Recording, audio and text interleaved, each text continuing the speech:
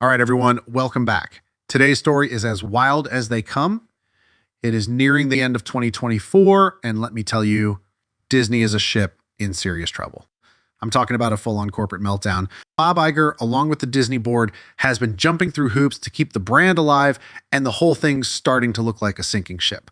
Marvel, fading fast. Pixar, stuck in a slump. ABC's ratings, tanking. Even the golden child, Disney Plus, is scrambling for subscribers, but the messiest part of it all, Lucasfilm, this division is in a league of its own when it comes to failures, all thanks to one person, Kathleen Kennedy. How she's still running Lucasfilm, I'll never understand.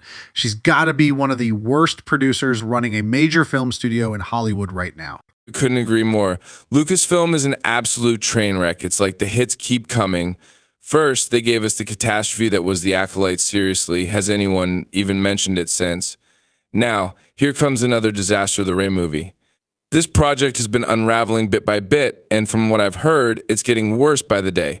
Charmaine Obaid-Chinoy, who is supposed to be directing this thing, is reportedly tangled up in nonstop arguments with Disney execs, including Bob Iger himself. She's frustrated, they're frustrated, and it sounds like nobody can agree on a single thing. You're right on the money. This Rey movie, it's currently delayed indefinitely, and honestly, there's a very real chance it won't even see the light of day.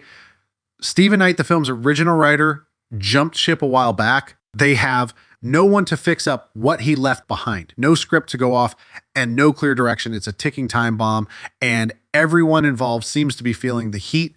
Charmaine and Iger have been going head to head, and it's not looking good. Lucasfilm's failure isn't even surprising at this point. They've become Disney's biggest embarrassment. And this Rey movie might just be the final nail in the coffin. Charmaine Obaid-Chinoy is apparently having a meltdown behind the scenes. And why? Because Iger implemented a massive budget cut, which means certain characters she insisted on including are now being axed. She's furious, especially because she was the one who made Stephen Knight add these characters to the story in the first place. It's hilarious. Honestly, she pushed for something, and now it's getting torn apart. Oh, it's a soap opera. Apparently, she's been butting heads with Stephen Knight too, even before he left. Word is Charmaine wanted to cut Daisy Ridley's screen time and make Rey a side character. Let that sink in for a second. A Rey movie with Rey as a secondary character, and for what? So they could push some new character to represent DEI values.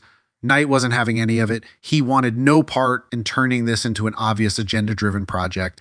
And honestly, can you blame him? He didn't want his name attached to what he probably saw as a sinking ship. Exactly. And now Bob Iger's budget cuts are basically erasing her dream character, which was going to have a bigger role than Rey. Turns out this character's scenes were the most expensive ones in the script, and now they're scrapped. Charmaine's completely losing it over this, and she's clashing with Iger more than ever.